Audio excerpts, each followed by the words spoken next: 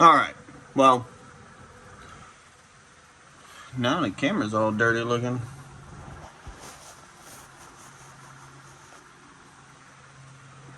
Alright, I tried live streaming, didn't work out too well.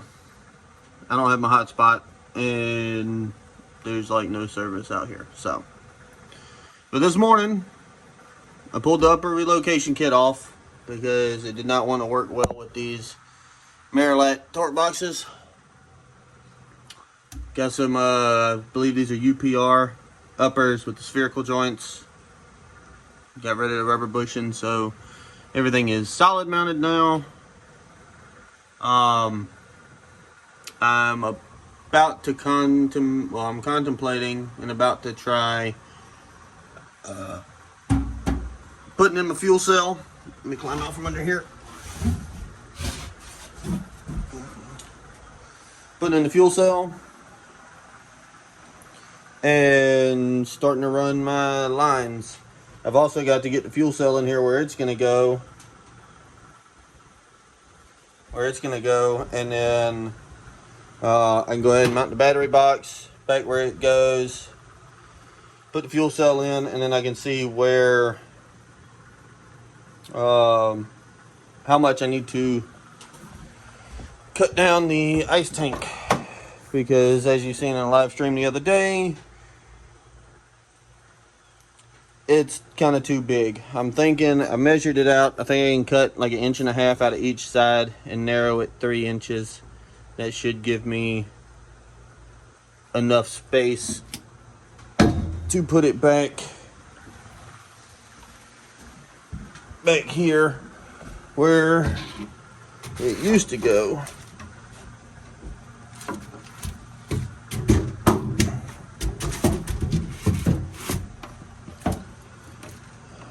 Because with the fuel cell, see right now, I don't know how well you can see, right now it hits the mini tub, and then it also hits this corner, but the fuel cell does not fit in this space.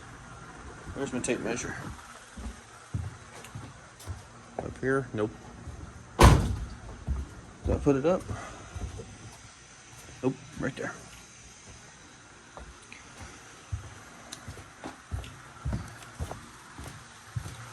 Alright, that is as far over as it can go, and we are looking at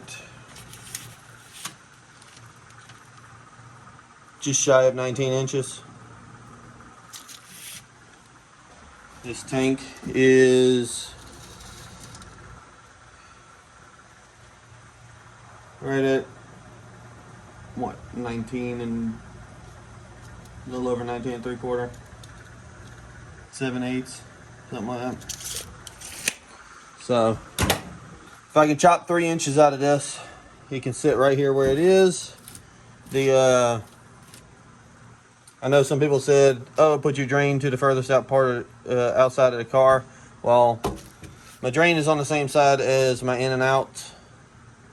And I mean, it'll drop and go through the floor back here. And then the actual quarter turn valve will be under the car anyway. So I mean, all you gotta do is kind of reach under and drain it. It's behind the rear tires and everything, so. But yeah, I got to double check with Sean, and I got to clean this stuff off, cut it, prep it. That way when he comes over, he can just zip it up, because I am not fluid with my aluminum welding yet. I ran over to LS Nasty yesterday, and John was nice enough to give me some scrap pieces of tubing that I can practice on. I did not do these, they were already done. I did this, I did that, and all it is. A buddy gave me a scrap piece of metal, and you can see I've been cleaning it off, so I actually have kind of a weld area, since I don't actually have a weld table. This is what I was using as a weld table. I mean, you can see it. I was getting the job done, but meh, There's holes all in it and shit. More practice stuff right there. I do enjoy welding steel a lot more than welding aluminum, but my dogs are over there playing. I was wondering what that noise was. But aluminum is one thing that I wanted to learn how to do. So look at all these tungstens I've got to clean up. But for anyone wondering, I am using the Yes Welder 250p off of Amazon, eBay. I did get me a back cap from a dude off of Instagram, and I'm running like the stubby kit, the stubby lens kit with like some bitch gas lens. And I had to order the pedal separate. It didn't come with the pedal, but I think all in all, with hang on, let me set you down. I gotta put this back up there so I don't step on it. I think all in all, with everything, I'm in this setup like maybe $1,200. So I mean, it's nothing super fancy. It is a 220, and it does do 250 amps. All the reviews and stuff I read and seen were really good on it. So, but that's like $1,200. I didn't have a tank. I didn't have a regulator. Didn't have a helmet. I didn't have gloves. I didn't have tungsten. I didn't have wire. I didn't have anything. I didn't have the damn Harbor Freight welding cart. Like, I had zero. I'm going the wrong way with you. Didn't have a 220 plug or wire. Like, I had to do everything out here. You see, I've got drop cords run out here for the lights and something to move some air.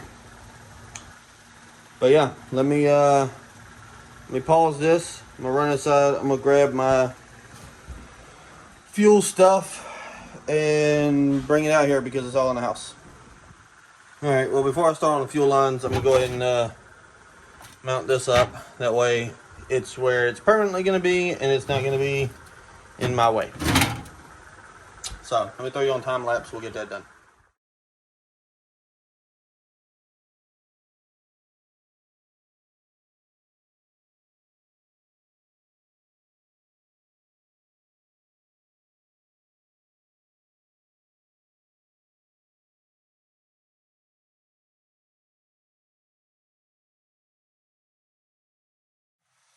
So one hole, the other hole's over here. Unfortunately, it does fall into the body. So what I'm gonna do is probably it falls into the subframe back here. What I'm probably gonna do is ground that down some and throw a bead on there. Stick the rod in there a little ways. And just zippity da doo da, wing, and weld it up. All right, little YouTube magic. Battery box is in. I ended up not welding it. I had some like 1/4 inch rod instead of the 5/16. So I pretty much just ran it all the way up through the bottom. No, you can't see it, it's dark. Yeah, it is right here. I just ran it all the way through it and screwed it down just like you normally would. All the other hardware for everything is inside the box. I just put this on there so I wouldn't forget it was a different size. Now the problem is this, in order for the ice tank to fit over there like I want it to, it needs to be slid. Well, we've already cut the sump out, so I need to grab the cutoff wheel and get to chopping. Grab a Sharpie and make this happen.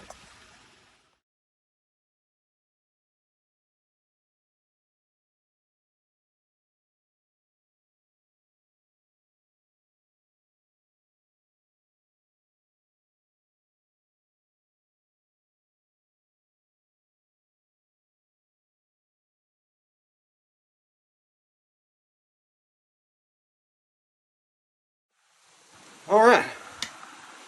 Don't question what you see me do with the grinder. But anyway, see it's in there. Rotate you down so you can see. We still got to patch up around where the cage is and stuff, and cover all that. So I mean, there's still a little bit of work to do as far as like clean up. But yeah, now I got to re-drill my holes for this. I'll mount it. I can start running fuel lines. All right, this is mounted. I'm just skipping some steps here. I still gotta drill it back, but I gotta wait till we brace that in. I mean, cover that up because the tabs fall right on the line there. I have my fuel stuff over there. However, I'm just gonna set it back here for right now. It's starting to rain pretty good. I had to close the garage door, so it's getting hot in here quick. I am off camera. Just go ahead and prep this. That way when Sean comes over, we can just knock it out. He ain't gotta spend any more time than it takes to weld that damn thing together. But I appreciate you watching. As always, thank you to our sponsors, NC Speed Lab and MSK. You need any parts, hit up NC Speed Lab. You want to watch any sort of racing action, hit up MSK. All of them are on Facebook, Instagram. But yeah, we're getting this together. I did it in the live stream. I mentioned it in the live stream, but the radiator is mounted. You can't see because I don't have a light up here. There's a bar here, 2 bars over here. One goes up, one goes down. So that's where the radiator will be. Turbo is going to go right here beside it. Exhaust either out the bumper or out the top of the fender here. Haven't decided yet. Probably in front of the tire. That way I don't have to worry about smashing it. Yeah, you can hear the rain. I'm gonna get on out of here and get inside. Next time you see Sean will be here and we'll start getting all this aeromotive stuff in here. All right, guys, I appreciate it.